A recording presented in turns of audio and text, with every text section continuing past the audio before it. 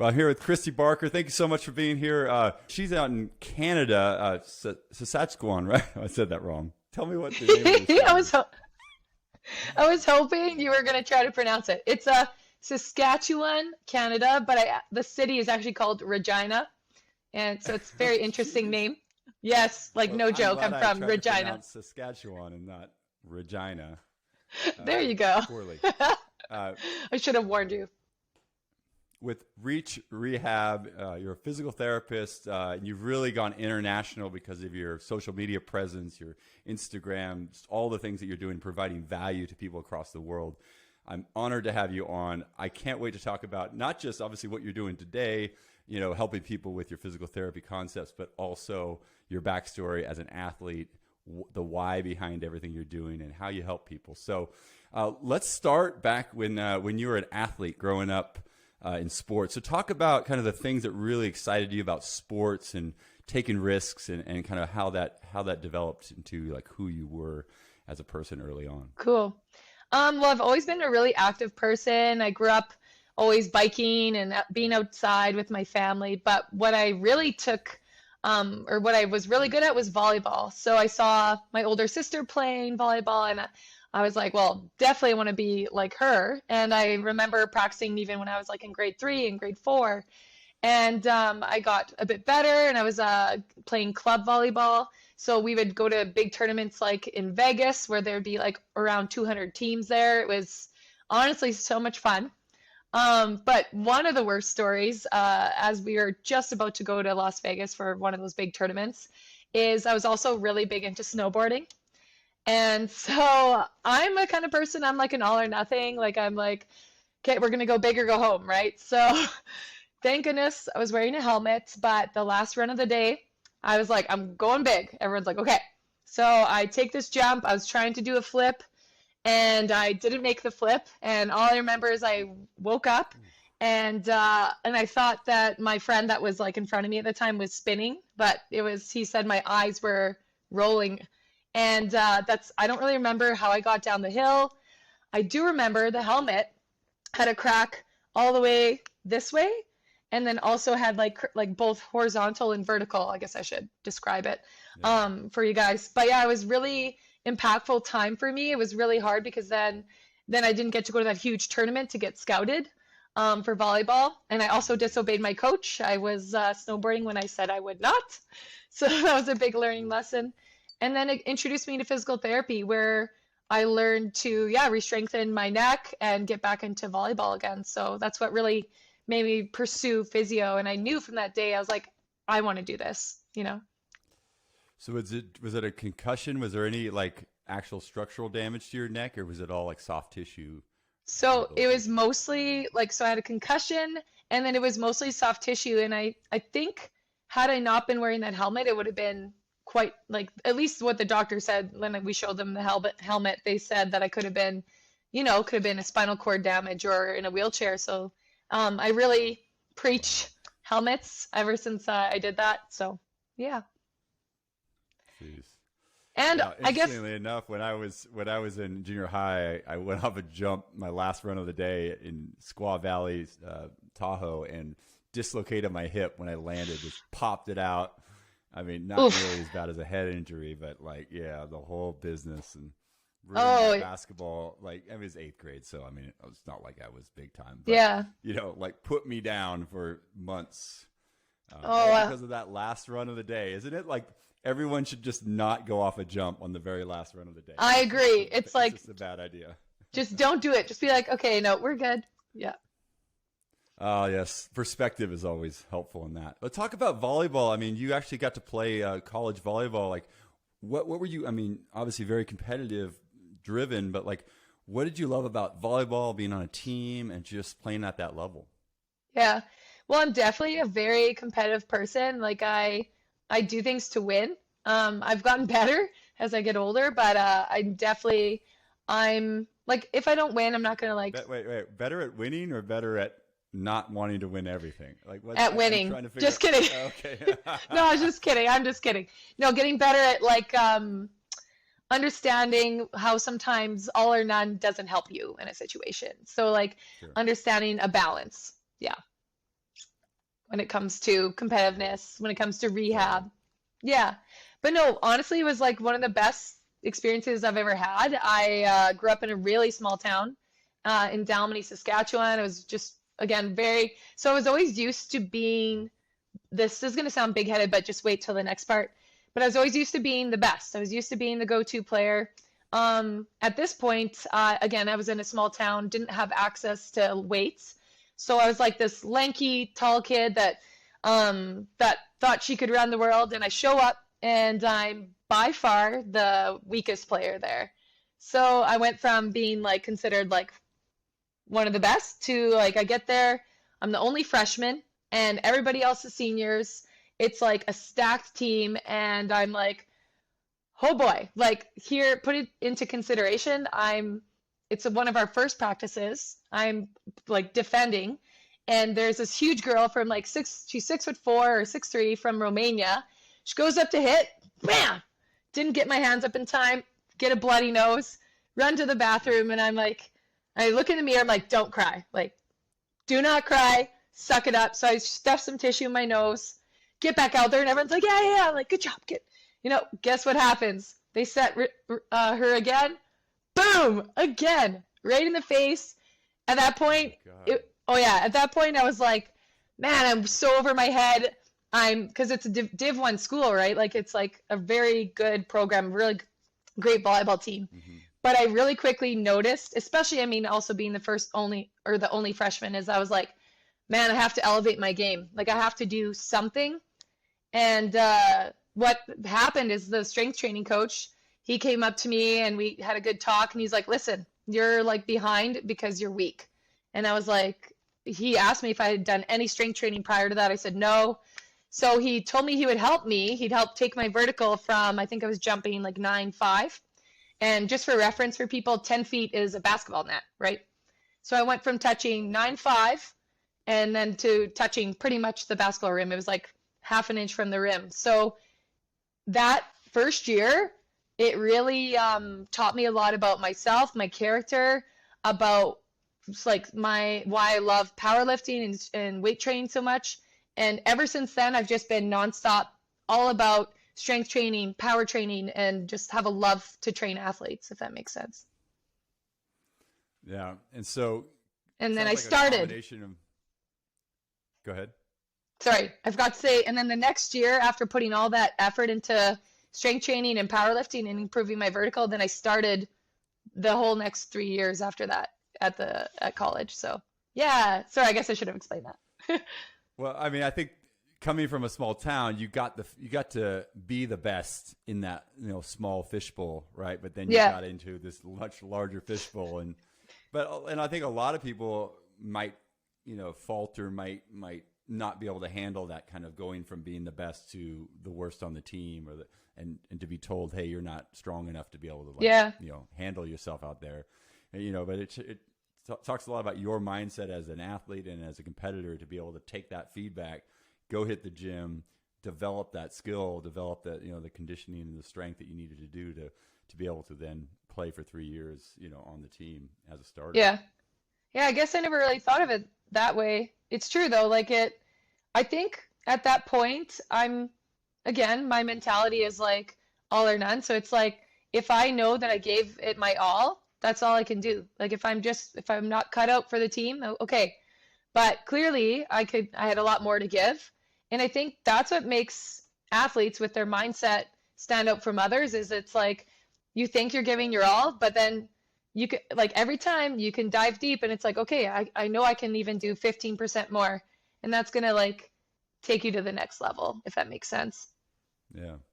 Well, and I mean, I don't think you understood it in that moment, but I think one of the things that really stops people from growing and from developing their mindset and developing as whether it's an athlete or whatever they're trying to do is like they run into a roadblock like you did, and you had to physically got your nose busted twice in a row, and like those things, like they knock us back, and some people like just get up and figure it out and move forward and get better, and and other people that becomes a defining thing that makes them kind of quit or Yeah. give up or whatever. And I think when you look at people who have been successful in whatever aspect of life, like you can see those moments where like you just quit was not in you. 18 years old, far away from home, bunch of seniors, and then you as the freshman, like so many reasons why you didn't fit in, or you weren't, you didn't measure up easily. Yeah. You could have quit, and you didn't. So, well, thank you. Nice moment for you. I'm just acknowledging that. Yeah, but like, thanks. talk about now. You kind of realize that physical therapy, or physio, as you call it, and is that kind of what people call it in Canada? Yeah, we either call it physical therapy, physiotherapy, or physio. Okay. Yeah. We say PT or physical therapy here. Okay. But yeah. Cool. So and then you talk about your time in Uganda and what that kind of awoken for you or made you understand. Yeah. So that was another kind of major shift in my life and in mindset change. I ended up going to Uganda. My role on the team was to assess people and fit them for wheelchairs. So the charity that I went with is basically what they do is they get wheelchairs, and then the group of us put the wheelchairs even together, and then we're giving them to people with disabilities. So this could range from anyone that's 3 years old or to, well, maybe, 3 years old to like 80. And we're talking about people who have little to no access in Africa. And this could mean that people are crawling on their hands and knees literally for like 30 years of their life. And every time I just say it out loud, it's so impactful, because it's like once you see that, you will be changed forever. I was changed forever. So basically the aha moment for me was when there was a 3-year-old boy, and his mom thought he needed a wheelchair, and I assessed him, and he didn't have a disability. He was just really weak because he hadn't developed the strength to lift his body up against gravity, because she always carried him all around and never like put him down.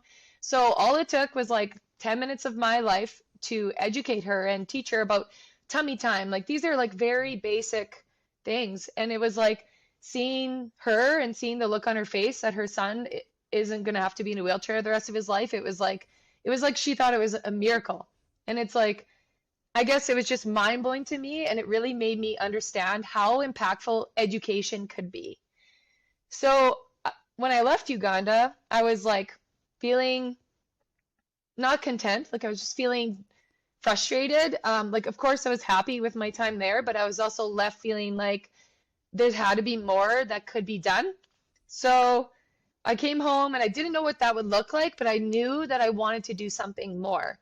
And then COVID happened, and so it kind of just naturally happened. So I had family members reaching out, all with the same questions, like, oh, my back's hurting, because everyone's sitting and doing nothing at home, right? So this also included new friends that I made from Uganda. They reach out to me, hey, this is sore, or this hurts. And then I was like, wait a minute, if I post this to social media, because then one of them commented on the post and they saw it, I was like, I can improve access and I can help educate people from all over the world, including people in third world countries, which right now I'm probably most of you are probably thinking, well, as if everyone has a phone, but you would be surprised, right? Because what about when you were in Africa? Did you find most people had a phone, even if they barely had shoes and a shirt? Well, that's wonderful to say that. So when I was in Africa, it was 2001. So oh, okay, that's very different. Yeah, so it was cool. I mean, on some level, it was probably the last moment where people in Africa didn't have phones. I didn't have a phone in my village, and so everything. There was no internet, none of that stuff. There was almost no TV, so it was a very unique experience. When I came back with my wife, like in 2008, like phones were there, and there was internet, and there was like they didn't have like landline phones, but they had cell phones, and they had a cell tower, and they could charge their phones with a battery, and so that over about 7 or 8 years that shifted, but yeah, so now they're getting a lot more access, and I will on my social media I'll post something. And then one of the kids from my village that was like a student of mine 20 years ago will say comments on the post, Amazing. usually in French because they speak French over there. So, Cool. but it's that closeness that all of a sudden in social media. I mean, for all the bad parts of social media, what Yes. you're doing in terms of connecting with the world and what social media can do with connecting you with the people of Uganda, with people that need access to information that don't have it locally, is Yeah. magic. And so I think we Thank always got you. to remember that piece of Yes. social media. It's definitely been something like that has been very different, right? Because this is like very, ever since COVID, like a lot of things have changed, even within the physiotherapy world of instead of having to be treated in person, a lot of physiotherapy clinics or people such as myself can provide physical therapy assessments online, just like what we're doing right now is. So it's like it's completely changed everything and the ability to improve access to people that are in need is like my number one priority and goal. And that's what's been so, I mean, COVID, obviously there was a lot of bad, but there were some really cool things and good things that came of it too. Yeah, yeah.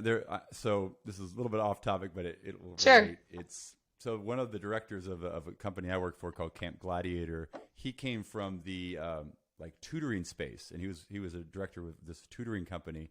And they thought when COVID hit that everyone that the department that would grow the most would be like online chefs and Oh, languages. And it was always like he was blown away. The physical therapy, occupational therapy for kids, like speech. uh, all that speech therapy, all that stuff just blew up. Like Yeah. because people in small communities across the nation that did not have that type of access, like in their small communities, now had access to all of it. And so it was Amazing. so amazing to him that like what they thought was going to happen didn't happen, but what the real need was getting people access to people, the specialists. And that's Yes. exactly what you are. Like you're allowing people to access you anywhere in the world as a specialist to help them. I mean, you can talk to anybody. As a trainer, I get random people will talk to me at the gym or something, and like, hey, I've got this thing, and Yeah.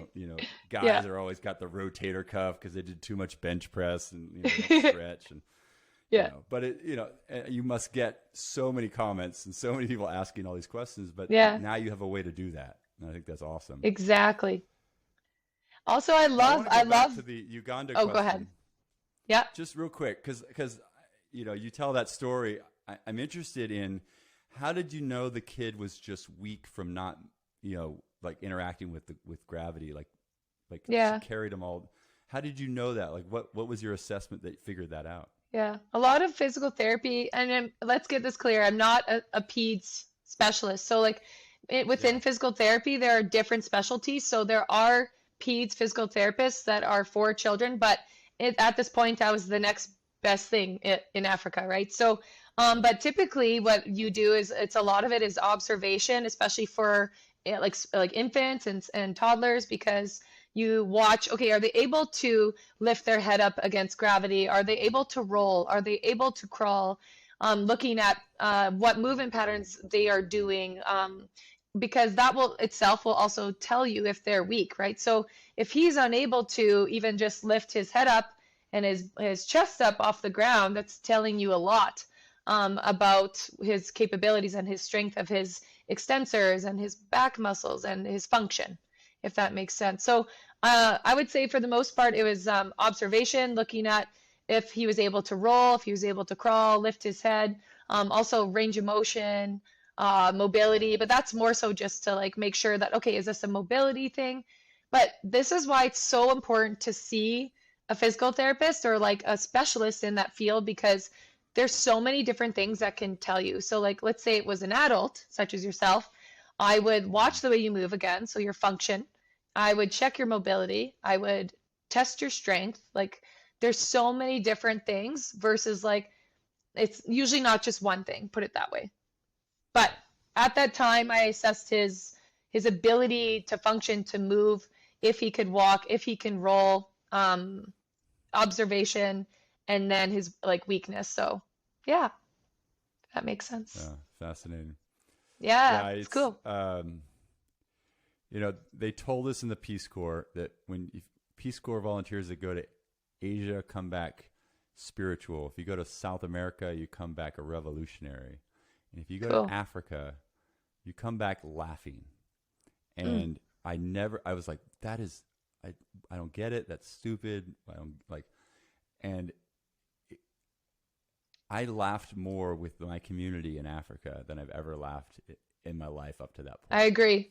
And it's not like, and there are kids that have needs like the kid that you found, like the mom that brought her kid, and there's those reasons not to laugh. There's really serious Yes. stuff going on there, but the community that was healthy, that was thriving, that was like living together in this rural like township, Yes. like with no electricity, no running water, only dirt road access in and out, like Yes. they lived like such a like just joyful life within the construct of what they had, and it Wow. was a beautiful thing to learn. And so I coming back from Africa, I always like want to tell that piece of it, because I Yes. think there's like, we always can see the UNICEF kid with the fly on his eye and like and Yes. donate to like save the children. We like that stuff is so obvious, like we see Yes.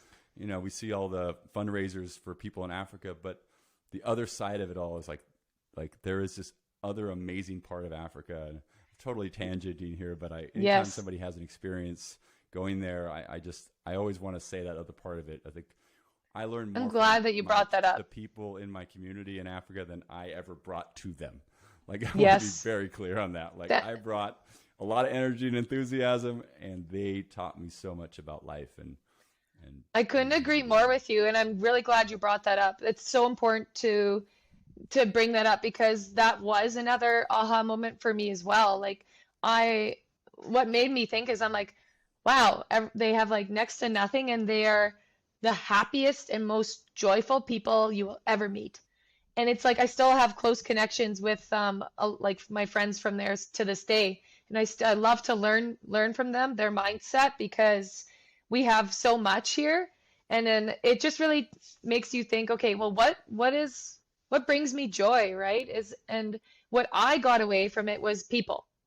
Like they got joy from the people around them. And when I came home, I wanted to help people, and then I wanted to really bring joy to people. And I don't know if you've seen my Reach Rehab account, but that's kind of like my overarching goal is I am a bit silly, but if it's going to make someone's day and bring joy to their life, I'm all for it. I'm here for it. yeah. Well, I think, and that translates really well to social media. Like those of you listening, go to her social media. You can find the link in the show notes and just watch one of her videos or reels. Like it's hilarious. Like she's funny. It's cute. Like there's it's a good positive vibe, but you learn something in about 20 seconds. You're like, oh, I could do that stretch. Like, ooh, Yeah. my shoulder hurts. I'm going to watch one of her shoulder videos and get an idea. Yeah. And so like that combination of like entertainment, like positivity and value, like kind of packaged in a really unique and kind of authentic way is why you're doing so well and so successful. Thank you. The biggest question people ask, or if they meet me for the first time, they're like, "Oh, wow, you really are that energetic." And I'm like, "What?" And I'm like, "That's just, I don't know. Sometimes it bugs people how optimistic maybe I am, but it's like, I don't know. Why would I want to live? I just have to be myself and live each day to the fullest. And yeah, that's all you can do is bring the energy." So let's say you're working with a client, whether they're online or in person, part of the rehabilitation process is obviously the physical, like doing the exercises, doing the programming. But another part of it is the mindset of like going from injured to healthy. Like there's a transition of physical ability, but there's also a transition of mindset. Talk about how that goes for you, or like what you've experienced in terms of working with clients, and how you help them kind of not just be physically healthy, but like get back to being mentally healthy. Yeah. I think and I'm sure there's a lot of physios like this, but I think what works for me is to just really get to know your patient. And like, I love people and I love to get to know them, and I love to get to know what their goals are and what their favorite, like what brings them joy. So like, I feel like the more that you're good at listening, especially in the beginning. I mean, all the whole time, but the more that you just listen and you get to know them, you're going to really be able to establish a routine for them. So if I have someone and I see this and this, also not just pointing out the things that are wrong, right? I feel like old school mentality is like, this is stiff here and this is bad here. Well, why don't we tell them what they're doing good? You know, give them some positive reinforcement.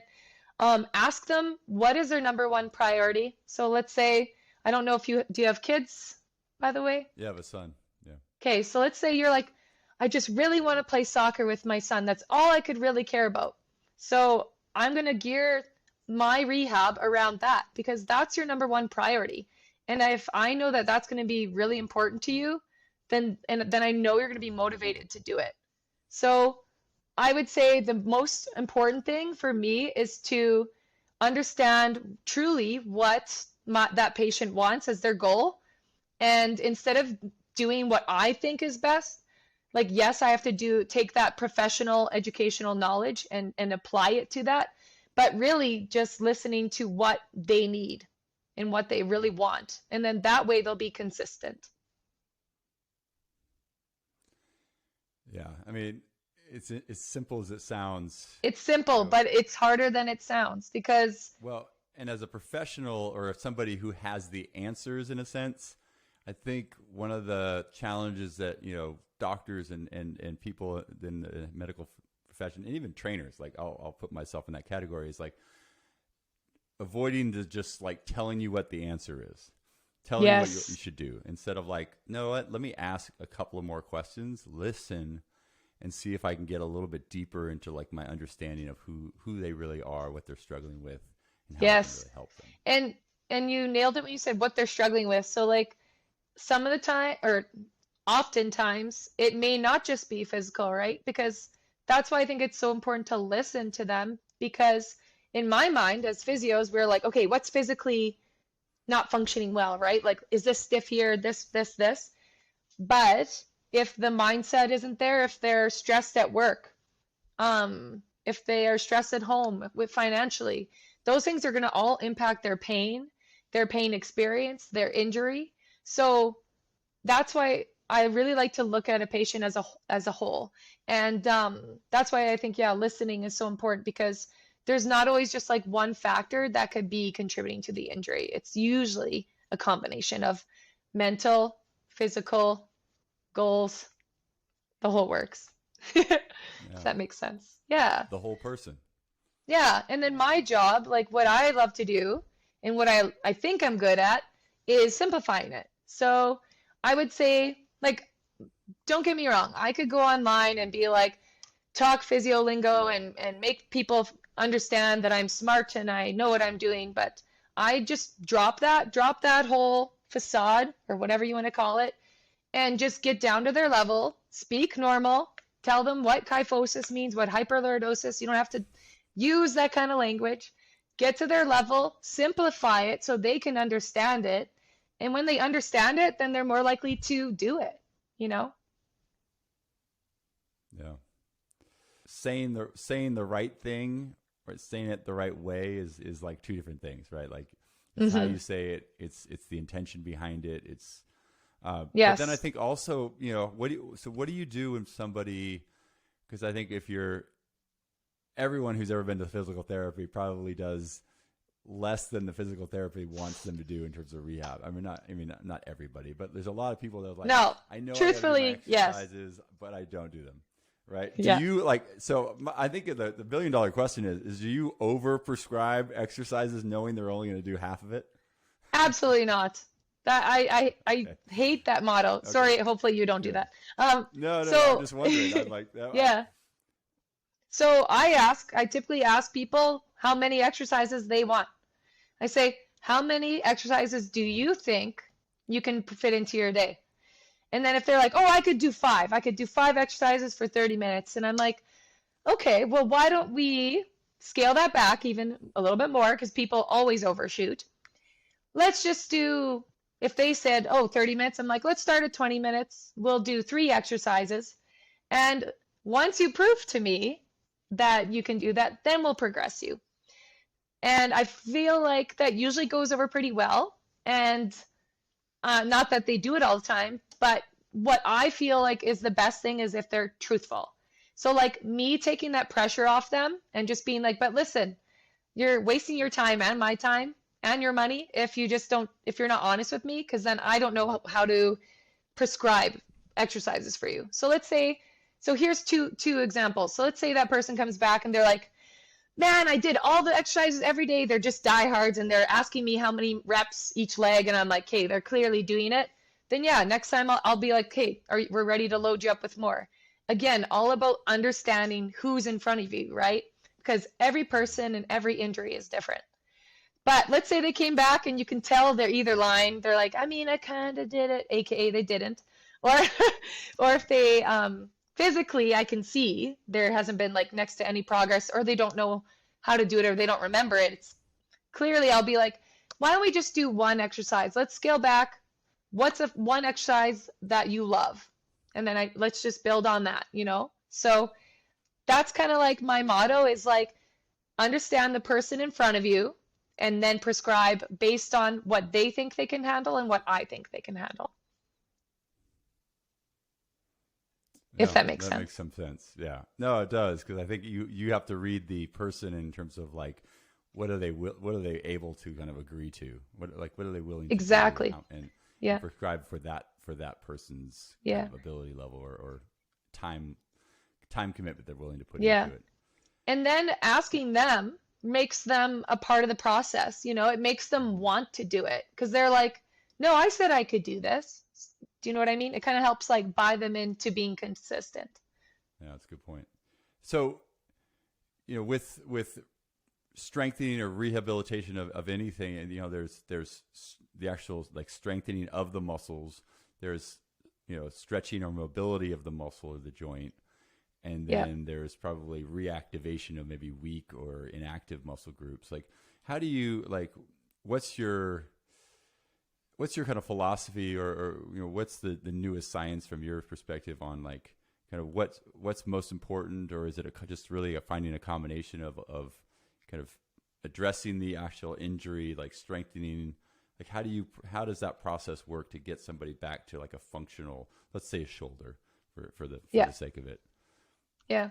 Well, it depends if the person is coming to me in pain, and what kind of pain levels. If they have like high pain levels, priority number one is to reduce their pain.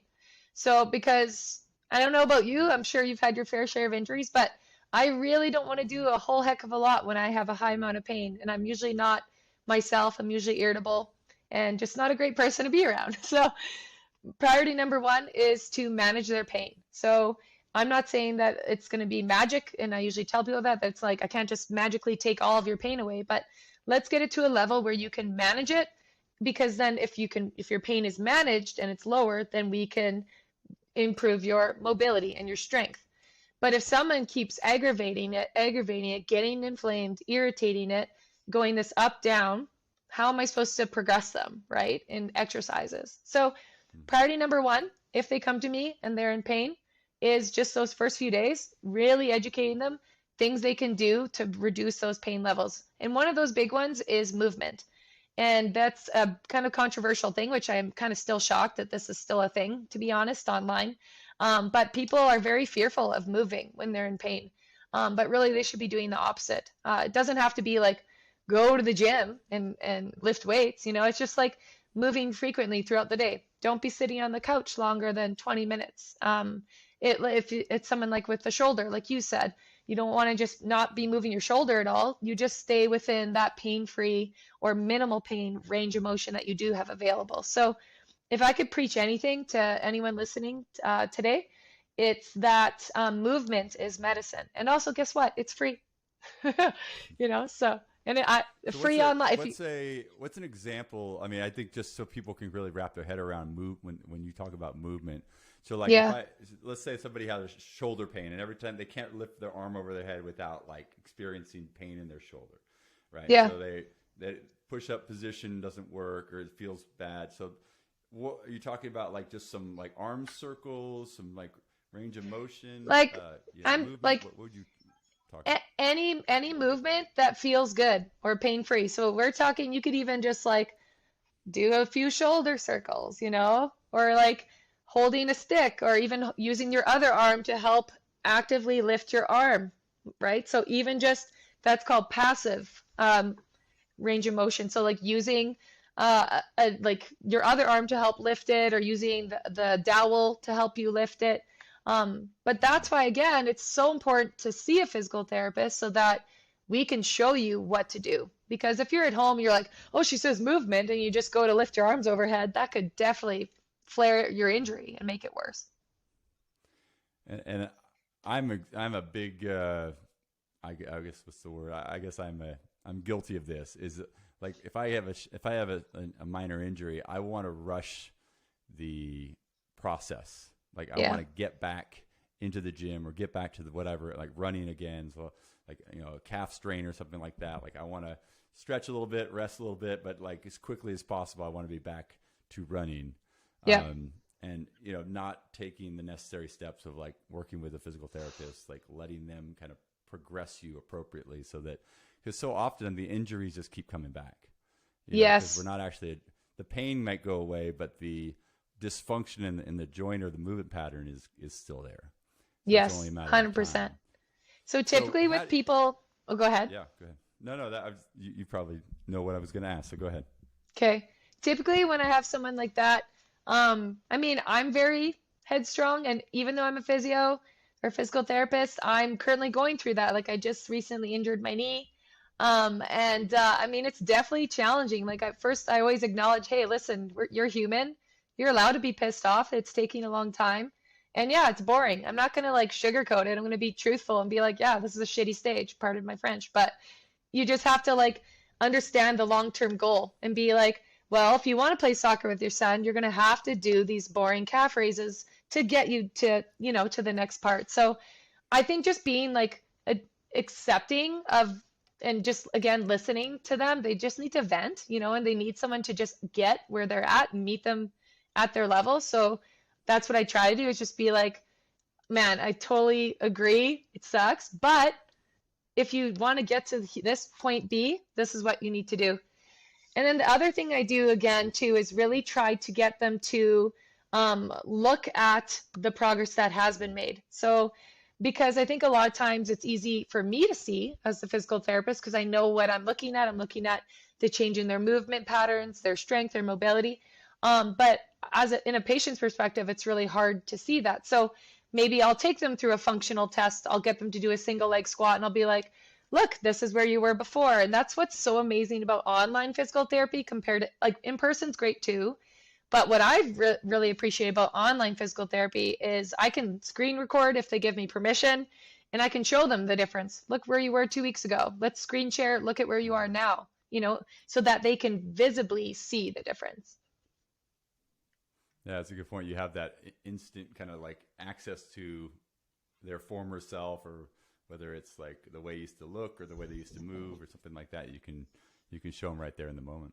Yeah, or give them an objective measure, meaning if I measured their mobility, if their shoulder was only at this level, like let's say 110 degrees, then I'm like, hey, actually you're at 150 now. So I think just like really, so those two major things is just again listening and acknowledging that the early stages of rehab are frustrating. Like I'm not going to ever again sugarcoat that. That's the last thing they need to hear, is to feel more pressure and like it's abnormal to feel that way. And then number two is to celebrate the small progress, and that's exactly what I'm trying to do for my knee right now. Yeah, celebrating the small progress, I think, is something we often do not do. Like we're determined where we're doing the work, but we don't want to celebrate. We don't feel that we should celebrate the small stuff. Yeah, but we wouldn't do that to a friend. Like we would celebrate, like if you told me, hey, my shoulder's been bugging me and now I can, I don't know, dunk a basketball, whatever. And I'd be so happy for you. So why we don't do that for ourselves, Yeah, that's a good point. Yeah.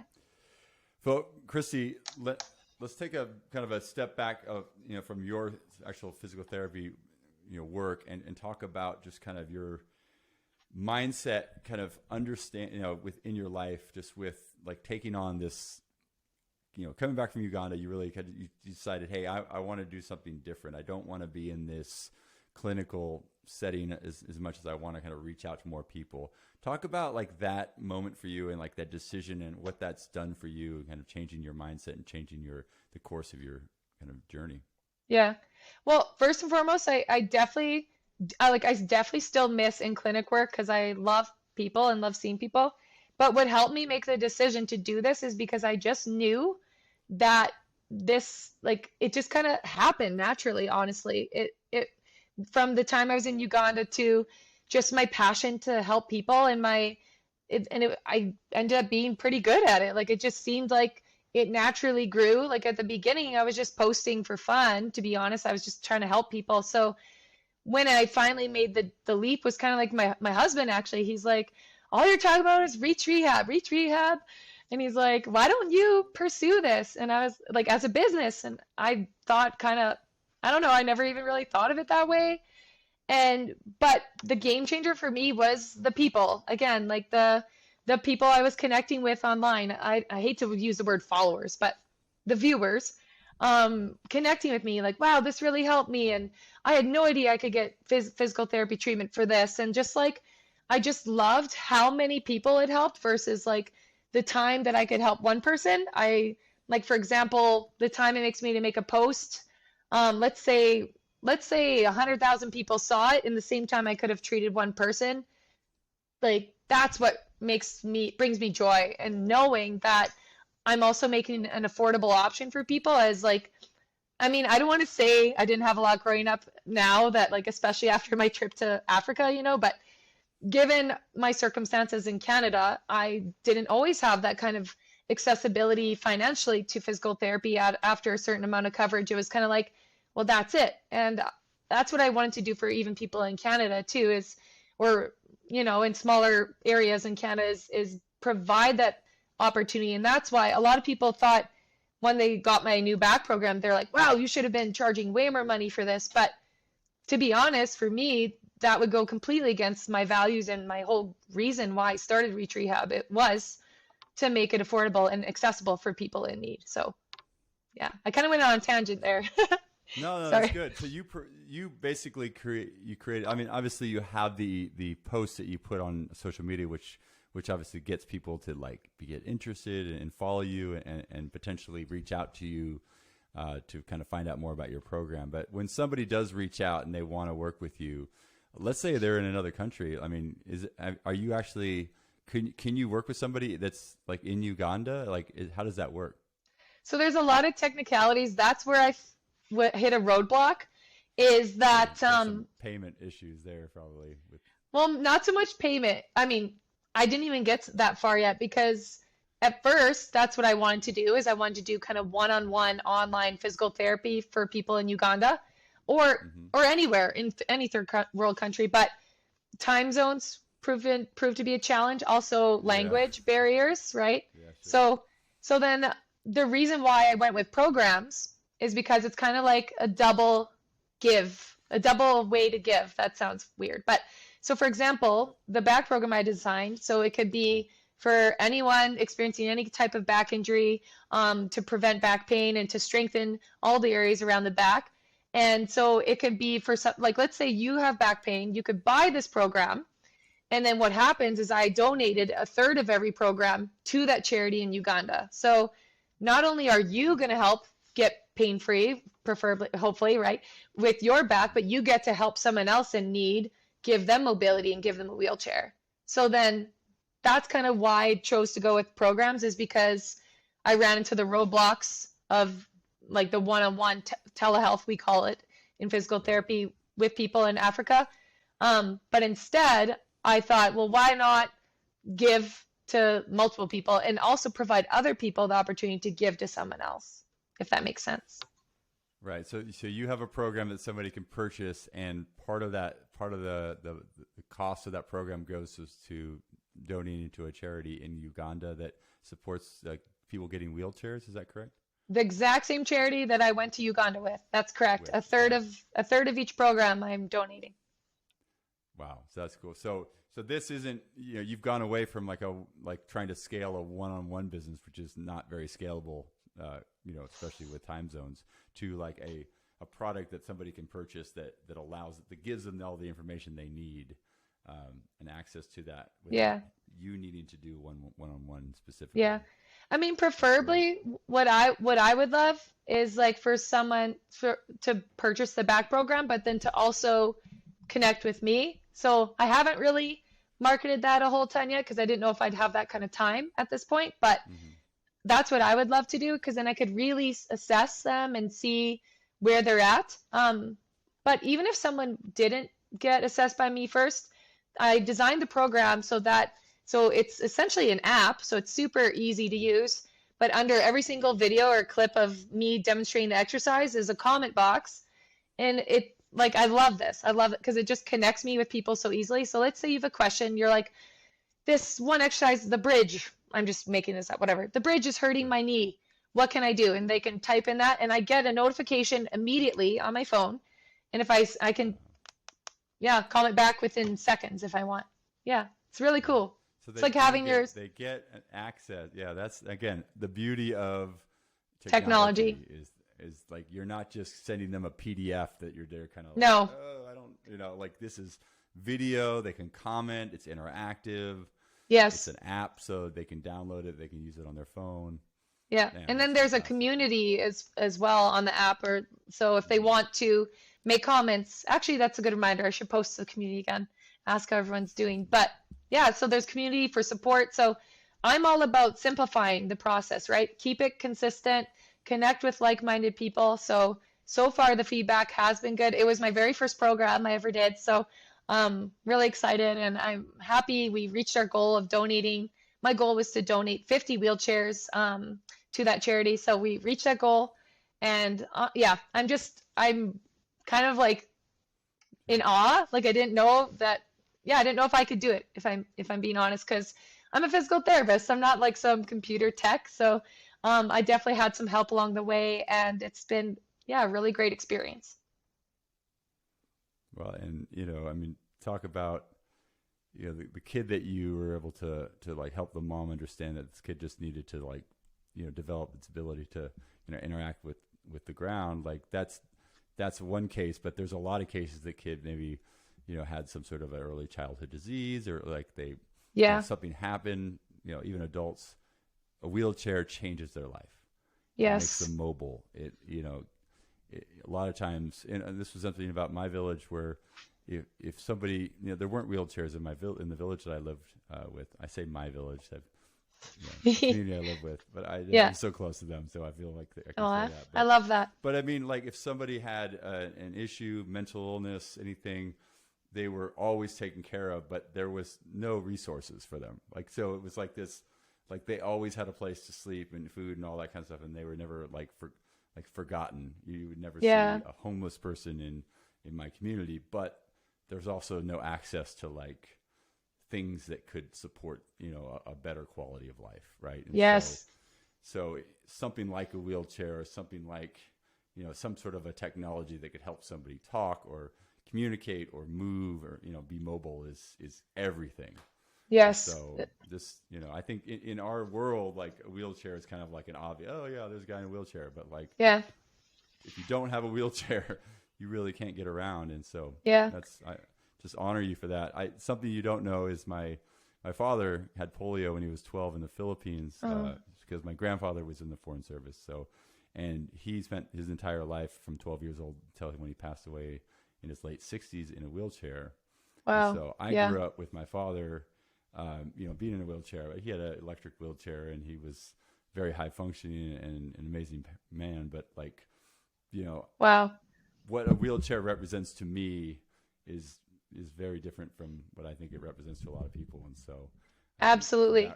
for that reason, I'm honoring you even more, because I just think that's such a cool thing that you're doing, Thank and you. I want to help. So Yeah. I Thanks hope for this, sharing that about your dad, because you're right. Like, I yeah, think even myself, like, included, when I went to Africa, I was like, oh, yeah, we'll deliver wheelchairs to people. But until you see, I don't know if that was the same in your village. I'm going to call it your village as well.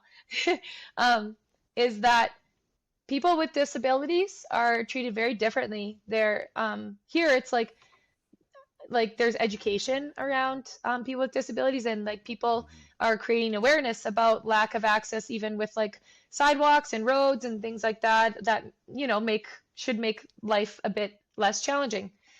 There I found that people with disabilities were almost like disowned, like people like didn't accept them in the community, almost kind of like frowned upon. I don't know if that was the same in your area, but I think that's what hit me really hard, is like the understanding of not only are they like immobile and without a wheelchair, but people aren't helping them. Like people just look the other way. It's sad.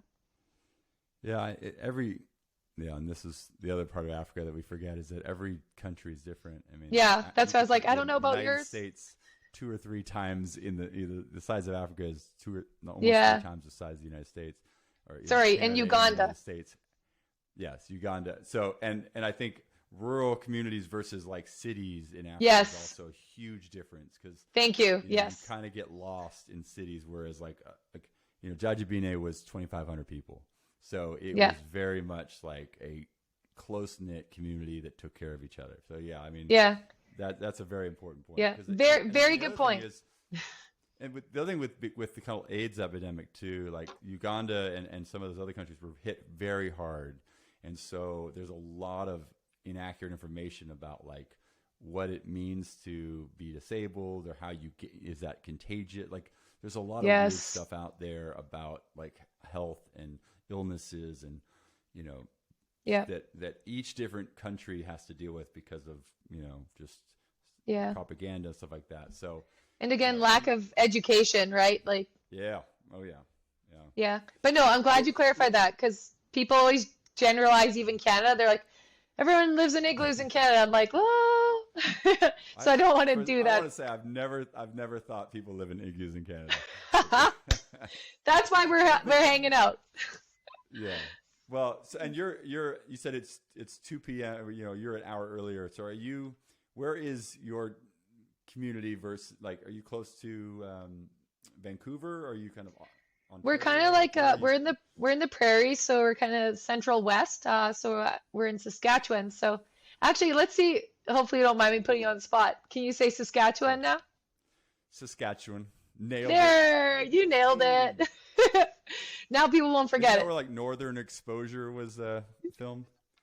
I Okay. actually don't know. T- I'll have to You're look too into young. that. That's a TV series about it, like a small Canadian community, Yeah. um, and it was like there was moose walking through the town and all that kind of Oh, stuff. that's Anyway, funny. yeah, No, I it was wish we had It moose was an walking through the American town. TV show, but it was like it was up in Canada. So Yeah, anyway, cool. it was probably chock full of stereotypes, I'm sure. Oh yeah. Well, I played volleyball, like when I played Division 1, volleyball was in Arkansas, and I'm not kidding. Some of the questions I got, the one gentleman asked me how many dogs I had. I was like, "What?" He's like, "Well, you must have like 16 dogs to pull the sled." And I was like, Oh, "So, you'd be surprised the questions that yeah, you get." But no, I don't have 16 dogs nor a sled. I have a car. nice. Uh, so I got two kind of big questions I want to ask here as we get closer to the end. First one, talk about a failure in your life that really changed your mindset or just made you understand something. I don't mean failure in terms of like that could mean anything, but like, is there a moment you think back to where like, man, because that didn't happen, or I didn't get that, or I lost that, like, man, it's something in you changed, and you like you learned something really important from that. Yeah. I hate to bring up volleyball again, but it just Bring it. was okay, because it was such a time in my life where like I was in my early 20s, or not even, actually I was like 19, so it's dramatic and you're young, right? But I would say when I was in my third year of volleyball, so I always played outside hitter, and hopefully people that are listening have played volleyball and they understand. Otherwise, they'll be like, "Oh, that's no big deal." But so I was always an outside hitter, and then our 6'5" girl from German got injured. She was a middle hitter, and at this point, we kind of already had like a few other injuries, and then we had kind of like few recruits that weren't maybe starting material. I'll leave it at that. So at that point, my coach made me a middle hitter. And to give people perspective that don't play volleyball, so I'm like almost 5'11". Most middle hitters in Div 1 schools, and I'm generalizing again, but are like 6'2" to 6'5". So it was definitely something where, yeah, it was just a huge challenge for me that year because it's like the game is so fast in college and to play a position. And this was like in the middle of a game. Like he wasn't just like, oh, you're going to become a middle. It was like, Cat got injured. He looked and he's like, Kristi, you're going in. And at the moment I was like, no, I'm not. Like, no. And I like wanted to fight it, but I went in and some way or another I did well and it completely changed the game for me. I did actually better in the middle. But it was such a challenging year for me because like just kind of going back again, I started out as kind of like one of the worst players in that freshman year. And then I built up my strength and I started as an outside hitter, had an injury, had to kind of like, okay, it's either like we put our DS who's 5'6" in middle or me. So it's kind of like a lot of pressure situation. And honestly, I had to fail a lot that year. And it was like a lot of learning and at a high level. And I guess I'm trying to remember if your question was like how I overcame that. I think it was just honestly, again, being like well, it was really hard. I can't say I took all that pressure off myself because I didn't. I was really hard on myself, but I think getting comfortable failing and recognizing that it's okay to not always be the best and to not always, yeah, that you have to fail to move forward. Like if I want change, usually the moments in my life where I've gotten the most and the best changes, it's after I've failed because it's the biggest way to learn, right? So I would say that had to be the most challenging season. And then again, by my senior year, I was hitting way better, and now I always play middle hitter. So I don't know. It was just such a challenging year because, again, you're away from home. I'm learning something like a completely new position, under pressure. And I felt like me persevering instead of like just being like, oh, I want to go home or play for another team where I can play my position that I want to play. We chose to persevere. And what I remember the most is our team that year. It was kind of a hodgepodge team that year because of the injuries and the recruiting. And so we almost won. Like we started so bad and we just kept at it as a team and we kept connecting with each other and to almost win. It was like, even I remember that more than the wins we had, just that effort and like that character of our team, if that makes sense. Yeah. Like the culture of that bunch, that team at that time was the most memorable, even though it wasn't necessarily the most successful you'd been. Well, kind of. I mean, or we weren't supposed to be successful, like because of like the injuries and like people. I don't know. It was just, how about this is the word, the perseverance of our team. Yeah. Yeah. Yeah. So I think once an athlete, always an athlete. We can't help if you're going to work out, if you're going to do athletic things, you're going to get injured. Yep. And if we do, we got to go, get it taken care of. But like, talk about like the day to day for somebody who's listening, who is an aspiring athlete, whether they're young or, like me in my 40s and just working out and wanting to be as healthy and as strong as possible. Like, what's a reminder that just from your perspective, just seeing all the injuries, being an athlete, like that would help somebody listening just understand like about mobility, stretching, exercise, like how should we think about it a little bit more holistically to help us avoid injury? Yeah. Well, first and foremost, I look at everybody as an athlete, like even if they're not like training for the Olympics or you name it, but when someone comes to me and if they have a goal, I'm like, you're training for this. You want to walk to the grocery store and you're 75 years old, you hurt your leg. Okay. This is what we're training for, like an athlete, because I don't know, I think it's such a great mentality to have is to treat yourself like an athlete. And I think like looking at everything as a whole again. So like you said, is treating the person as a whole and looking at the mental and I as well as the physical. And I think that's like where people really go wrong, is that they get so focused and caught up on the physical that they forget that the mental health greatly impacts the physical. So yeah.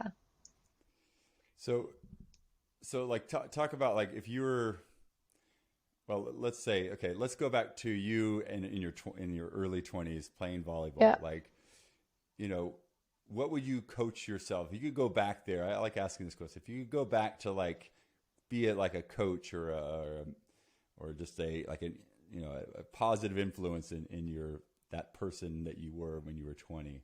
Like what would Yeah. be some things that you would advice you would give her to Um, like kind of do it all a little bit better so that you could be healthier and better at what you wanted to do.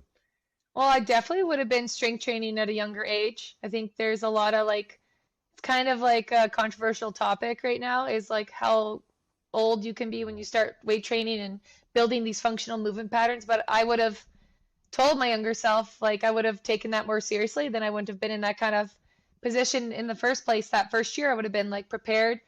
And then prevention. So like doing like prehab, preventative rehab. Um, I find that the like what people typically do is they wait till something hurts and then they see a physical therapist. But if you are being proactive and you're doing some daily mobility and you're doing some consistent strengthening to help prevent injuries, that would be the biggest thing for me. I wish that I would have done differently, is taken mobility way more seriously. And then like at the time, I remember even warming up before practice, my coach would be like, stretching's a waste of time, get in.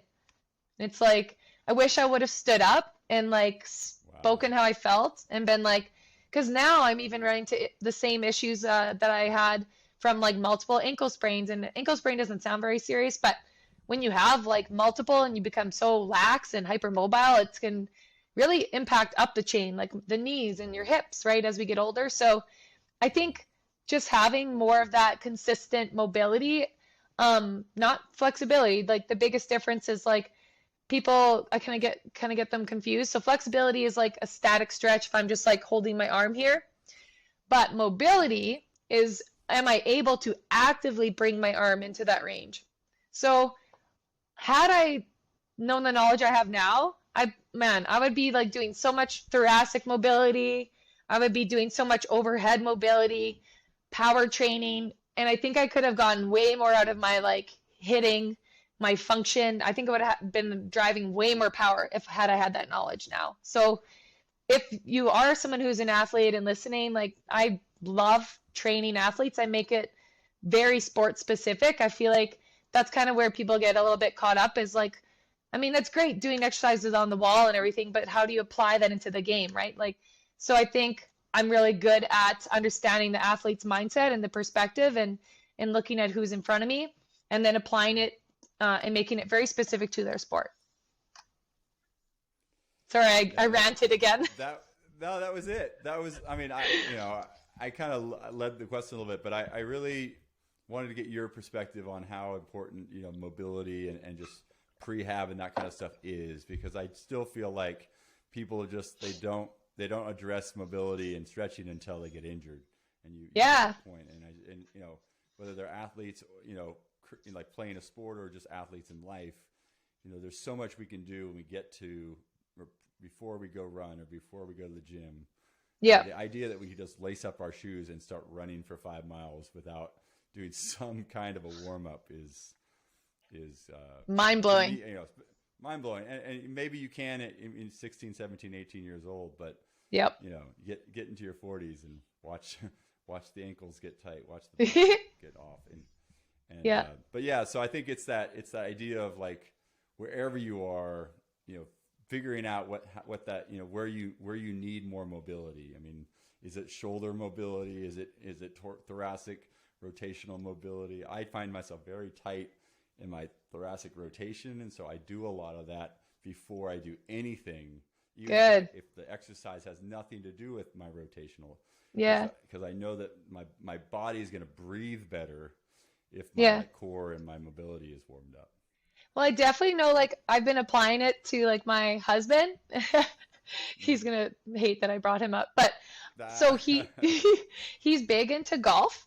So Mhm. what, like, again, this is one of my favorite things to do. So we were observing his swing. I looked at his mobility, and we realized that he was really missing, yeah, that thoracic mobility, and then a bit of that end range shoulder mobility and chest mobility. And so I gave him a few exercises to work at, and then apply that into his golf game, and his golf game dramatically got better. And then it's like he's like a firm believer now in mobility. I'm like, I've been preaching this, because it's like, if you can only you only have this much of a backswing, well, how are you expected to utilize that full mobility and then use that power, right? So absolutely. I also think it helped me, like, because I was a physio briefly right before I body built. So like, for example, when I body built, I also apply that, because a lot of bodybuilding is like posing and getting into these certain positions. And so I really focused on my mobility and like making sure I'm lifting slow and controlled and through my full range of motion is what I think helped me do well, or set me apart from other people, if that makes sense, because I was utilizing that entire range of motion and all the muscle activation anyway. Well, If the that other makes piece sense. is like if you're fully mobile, then you can actually build muscle a lot better because your muscle is and the joints are healthy enough to develop and grow in all ranges of motion versus somebody who's very tight and stiff. You nailed Not it. going to have fully, especially like tight areas like back and legs. It's like you're not going to Yes. have the mobility to really activate the mid traps and the lats to get the type of development that you're trying to get to be a bodybuilder. So Exactly. The other thing too is, again, this is the beauty of social media.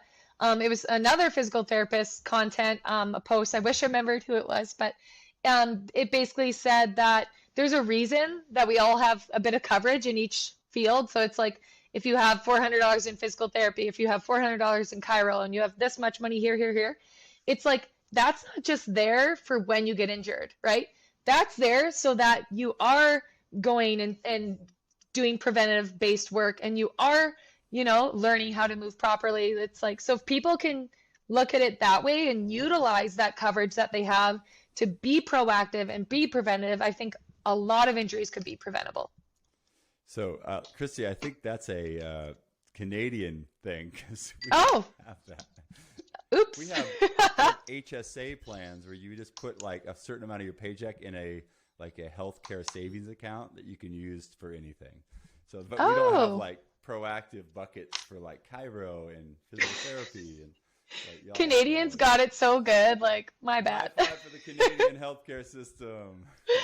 That's now I feel bad. I should have looked into You were that. saying that, I'm like, oh, this sounds so dreamy. What planet is this that this happens? In Yeah, that's Regina, probably a Canadian Saskatchewan. thing. Regina, Saskatchewan. It's Yeah. it's Eden. It's the healthcare Eden. Yes, Well, yes. hey, Kristi, this has been so much fun. We went all over the place, including Uganda, and all the way back. And so I just really appreciate your time, your passion, your positivity. I can't wait to get this out for people. As you're listening to this, I'll put in all the information where you can engage with her. You can find out more about her back program and the different things that she's offering, and obviously, how that relates to her nonprofit work in Uganda. So, Kristi, any last words from you? Anything you wanted to make sure my listeners hear? Well, I guess if you don't mind, I'll just briefly say how to connect Yeah, with me. Of definitely. course, like, follow my page on Instagram, or actually I'm on most social platforms now, TikTok, YouTube, you name it, even Pinterest. But it's at reach.rehab. But if you want to work one-on-one with me, you can DM me or email reachrehabltd@gmail.com. But the one that I really want to promote is that back program, because it's like, I don't know, I'm just so proud of it. I gave everything into it. I over delivered in my opinion. And if you have any kind of back pain, then you should definitely be looking into it in the links in my bio. But the last thing I want to say is thank you so much to you for having me on today. Like, this has been a pleasure. And I just, yeah, really appreciate your mindset. I feel like you're doing a phenomenal job of getting education out there to people. So thank you for what you are doing as well.